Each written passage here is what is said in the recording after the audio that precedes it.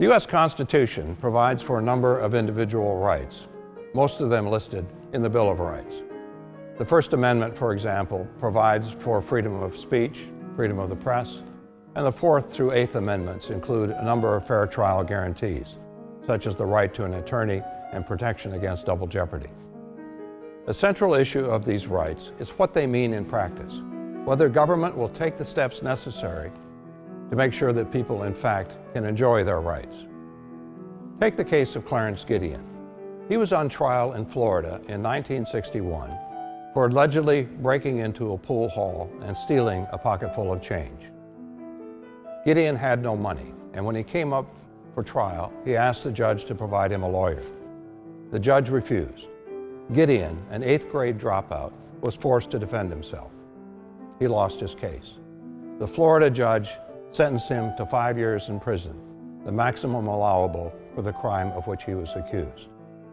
While in jail, Gideon wrote a handwritten note to the Supreme Court, appealing his conviction. The likelihood that the court would respond to such a note was almost infinitesimal. The court hears less than 100 cases a year out of the tens of thousands that are heard annually in federal courts, and they've almost never taken a case on the basis of a handwritten note. To everyone's surprise, the Supreme Court said, "We're going to hear this case." They provided Gideon with an attorney, and when his case came before the Supreme Court, his attorney argued that the right to counsel is fundamental. How, he asked, can a poor individual like Gideon possibly win out in a trial against a trained district attorney? In rebutting that argument, the state of Florida said that its judges were fair-minded and wouldn't let anything but the evidence decide the outcome of a case. The Supreme Court disagreed with Florida. It said that the 14th Amendment due process protection included the right to an attorney and at government expense if the accused was too poor to afford a lawyer. In his retrial in Florida, Gideon's lawyer expertly picked apart the state's case. He showed convincing evidence that its main witness had actually been part of the crime, acting as a lookout while his friends broke into the pool hall. The jury acquitted Gideon of the crime of which he was accused.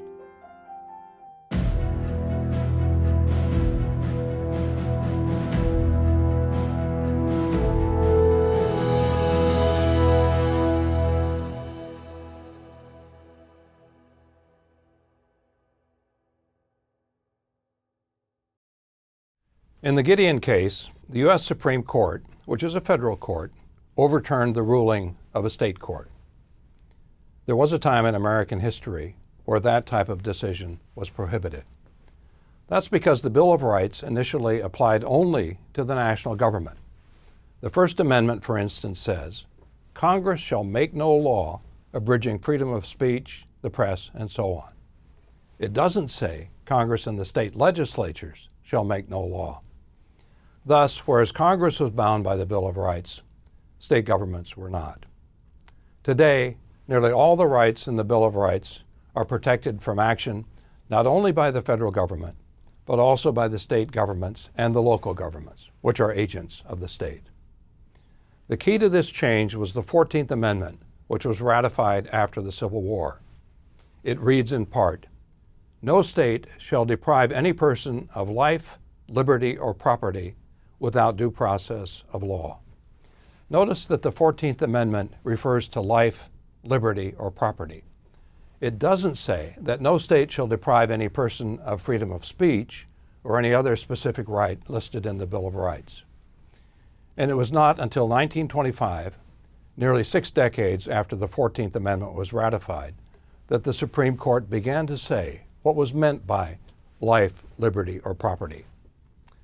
The breakthrough case was Gitlow versus New York, which involved a man, Benjamin Gitlow, who had been convicted of violating a New York state law aimed at silencing political anarchists.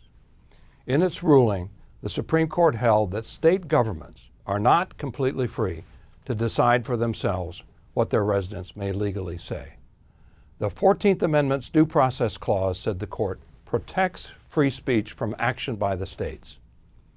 Then, during the next dozen years, the Supreme Court used the 14th Amendment to strike down state laws infringing on the remaining First Amendment rights: freedom of the press, religion, assembly, and petition.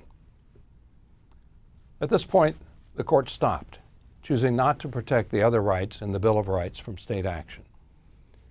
Then in the 1960s and early 1970s, it resumed the process, one by one bringing most of the fair trial rights in the Bill of Rights into the 14th Amendment.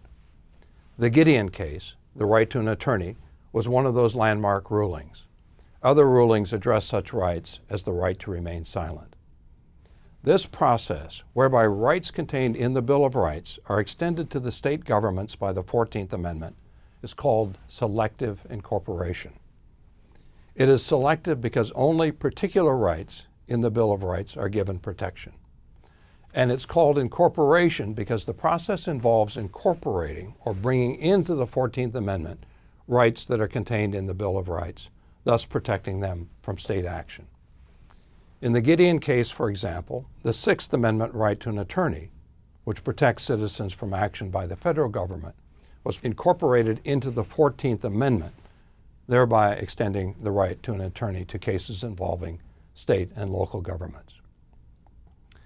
Selective incorporation is one of the most important developments in the history of American civil liberties. Think about it for a minute. Which level of government is more likely to violate your rights? Is it the federal government, or is it state and local governments? Although many Americans are more distrustful of the federal government, the state and local governments are actually more likely to intrude on people's rights. Well over 95% of the court cases alleging a violation of constitutional rights originate with these governments. The major reason is that these officials have primary responsibility for policing and for maintaining public order, precisely the situations where citizens are most likely to come into conflict with authorities. You ever been stopped by a federal officer, such as an FBI agent? Probably not. Not many Americans have. Have you ever been stopped by a local police officer or the State Highway Patrol? Well, if you drive a car or hang out on city streets, there's a good chance you have. That's why the 14th Amendment and the Supreme Court's application of it to the actions of the states and localities has been so key in protecting Americans' rights. In the rest of this session, we'll explain some of the individual rights protected by the U.S. Constitution and describe what they mean in practice. We'll concentrate on the two areas that have received the most attention from the Supreme Court: Americans' political expression rights and their fair trial rights. In later sessions of the course, we'll examine rights not in these two areas, particularly freedom of religion, which has been the subject of a number of key court decisions, the right to bear arms, which the Supreme Court recently decided includes handgun ownership, and the right of privacy, which applies, for example, to issues of abortion and same-sex relations. Let me note at the outset that no right is absolute. Rights can be limited, for instance, if they cause harm to others. You have a right to free speech, but not to tell malicious lies that destroy another person's reputation. You could plead the First Amendment if you did that, but it wouldn't get you very far. You'd be found guilty of slander and ordered to pay for the damage you caused to the person's reputation. Rights can also be limited when they conflict with each other. In that case, one right has to take a back seat to the other. The First Amendment, for example, guarantees freedom of the press, whereas the Sixth Amendment guarantees a fair trial. At times, press coverage of a crime can be so sensational that it jeopardizes the right of the accused to a fair trial. In some instances, though rare, judges, in an effort to protect the defendant's rights, have ordered reporters to stop reporting on the crime. There is a third situation in which rights can be limited, when they conflict with an overriding government interest, such as national security or public safety. Take, for example, freedom of assembly, which gives citizens the right to stage political meetings, rallies, demonstrations. But can citizens hold a rally at a time and place of their choosing? For example, can they go into the middle of a busy intersection at rush hour and begin to protest? The Supreme Court has said no, ruling that authorities can regulate the time and place of public gatherings for reasons of public order and safety, as long as they do so in an even-handed way. For instance, it would be unlawful for a local government to allow a favored group, one that it likes, to hold a rally in a beautiful downtown park, while forcing a disliked group to rally in a rundown lot on the far edge of town. Keeping those limitations in mind, let's look at what Americans' rights mean in practice, starting with their free expression rights. Free expression has long been viewed as the most basic of individual rights.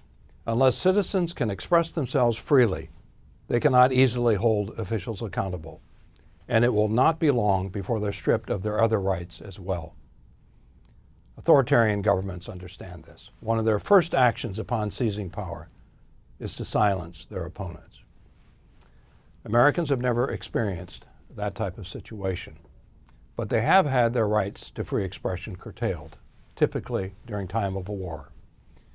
In 1917, soon after entering World War I, Congress passed the Espionage Act, which prohibited dissent harmful to the nation's war effort. 2 years later, in Schenck versus the United States, the Supreme Court ruled on the Espionage Act. The first time in the Supreme Court's history, it had addressed the question of how far government can go in restricting free expression. The case involved a socialist who had been convicted under the Espionage Act for distributing anti-war leaflets. The court upheld his conviction, saying Congress could restrict speech that presented a clear and present danger. In a famous passage from that decision, Justice Oliver Wendell Holmes wrote that free speech does not permit someone to yell fire in a crowded theater, thereby endangering those who would be harmed in the rush to the exits. Soon thereafter, the court gave government even more leeway, saying even expression that promoted a bad tendency could be curtailed. That rule was applied in a key 1951 case, which took place at the height of fears about the growing threat of Soviet communism. The court upheld the convictions of 11 members of the U.S. Communist Party for advocating the violent overthrow of the U.S. government, even though they themselves had not engaged in any violent acts. Then in the late 1950s, the Supreme Court reversed course, taking a fundamentally different approach to free expression. It overturned the convictions of another group of Communist Party members, saying that they had a right to express themselves freely unless the government could demonstrate that their words were a direct and substantial threat to national security. The court did not say that words are always harmless. What the court had concluded was that society was in far greater danger if government had too much power to tell people what they can say and what they cannot say than if people were allowed to express themselves freely. Since that decision, a period that includes the Vietnam War, which sparked the largest anti-war protests in the nation's history, no American, not a single one, has been convicted solely for speaking out against government policy. Protesters have been convicted for other reasons, such as assaulting a police officer, but not for what they said. The imminent lawless action test is the legal standard that the courts have normally applied in recent decades. It holds that speech, to be unlawful, must seek to incite imminent lawless action and be likely to produce it. It is extremely rare for words alone to lead people into lawless behavior, and thus rare for a speaker to cross the line into speech unprotected by the Constitution. The U.S. news media, too, are free to say nearly anything they want. The landmark case here is New York Times versus the United States, which arose when the Times obtained secret government documents showing that President Lyndon Johnson had lied to Congress and the American people about the war in Vietnam, saying it was going well when in fact it was going poorly. The government tried to block publication of the documents, but the Supreme Court sided with the New York Times, saying any attempt by government to limit the press carries a heavy presumption against its constitutionality. In other words, the American press is virtually free to report as it will. During the same period that the Supreme Court was shifting its position on free expression, it was also expanding Americans' fair trial protections.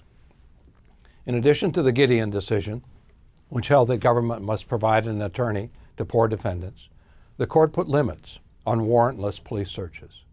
It upheld defendant's right to trial by an impartial jury. It outlawed double jeopardy, the situation where a defendant is tried a second time for the same crime after being acquitted in the first trial. The best known of these 1960s-era court decisions is Miranda versus Arizona. The case arose when Ernesto Miranda confessed to kidnap and rape. Miranda appealed his conviction on grounds police had not informed him of his constitutional rights to remain silent and to have an attorney. The Supreme Court agreed that Miranda's rights had been violated and stipulated that his confession could not be used as evidence in his retrial. Now, as it happens, police had plenty of other evidence of Miranda's guilt, and he was convicted and jailed a second time. The legacy of that 1960s decision is the now familiar Miranda warning, which police are required to read to suspects at the time of arrest. You have the right to remain silent. Anything you say can and will be used against you in a court of law. You have the right to an attorney. Let's look at one more issue, search and seizure, as a means of clarifying what Americans' constitutional rights mean in practice.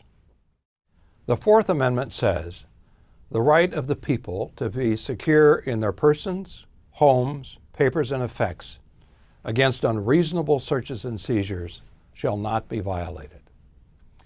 Notice that the Fourth Amendment doesn't explain what's meant by unreasonable.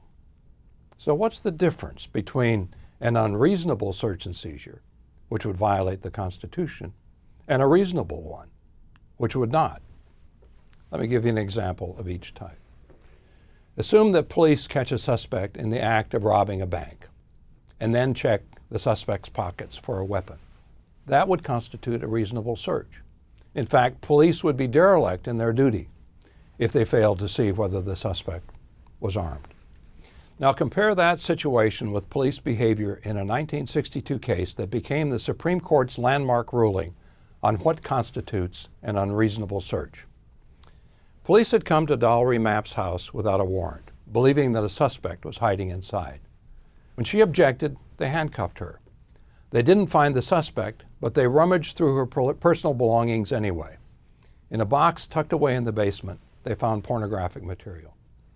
She was convicted under Ohio's pornography law and sentenced to prison. In 1961, the Supreme Court overturned her conviction. The court held that the constitutional protection against unreasonable search and seizure would be an empty promise if police could push their way into a person's home without a warrant and search high and low for something that might be incriminating. The Mapp decision involved what's called the exclusionary rule, the legal principle that evidence gathered by unconstitutional means cannot ordinarily be used against the accused during a trial. Now, keeping that distinction in mind, imagine for a moment that you're a Supreme Court justice having to decide the following case. Assume that a man is arrested in the course of what appears to be a small drug sale. Police confiscate his cell phone and begin searching through it. They find his phone number, look up its address, go to his house. They find additional drugs. He's convicted. He appeals his conviction on grounds his constitutional protection against unreasonable search and seizure was violated. How would you judge this case? Was the cell phone search reasonable and therefore lawful, or unreasonable and therefore unconstitutional? The situation I've just described is taken from a 2014 Supreme Court case. It was a landmark case in that it marked the first time the court had ruled on police action involving an electronic device capable of storing large amounts of personal information. In its 2014 ruling, which was decided by a unanimous vote of the justices, the court held that the police search of the drug dealer's cell phone violated his constitutional protection against unreasonable search and seizure. The court reasoned that a cell phone, and by extension a computer or any similar device, is different from a gun taken from a suspect's pocket at the time of arrest. A cell phone can hold a great amount of information, and allowing police to search through it without a warrant is not unlike allowing police to search a person's home or papers without a warrant. The court noted that police had a legal option. They could have gone to a judge to present evidence as to why they should be granted a warrant to search the cell phone. But in that case, it would be up to the judge, not the police, to decide whether the evidence was sufficient to allow the search. In the American constitutional system, judges alone have the power to issue warrants. Police can't do it on their own. The case illustrates the complexity of civil liberties issues when the balance between public safety and individual rights is at issue. Society would not be safe if police were prohibited in all cases from acting immediately on what they see or what they were told. On the other hand, society also would not be safe if police could do as they pleased.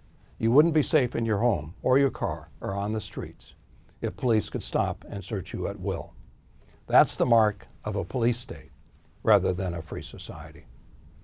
As Supreme Court Justice Felix Frankfurter once wrote, "The history of liberty has largely been the history of the observance of procedural guarantees."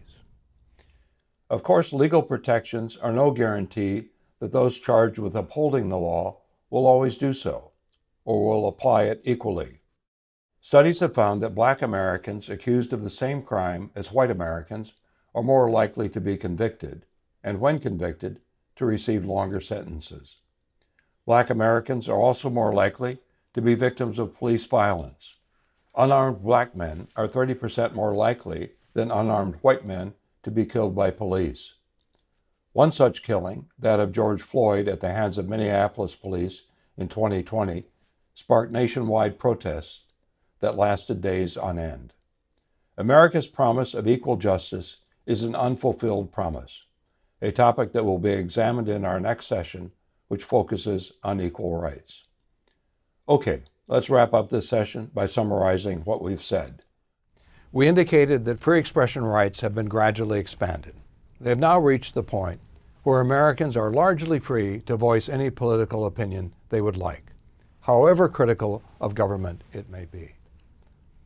Fair trial rights have also received greater protection, such that the United States now has some of the world's strongest protections for those accused of crime. As we noted, a key part of this development has been extending the protections to include action by state and local governments.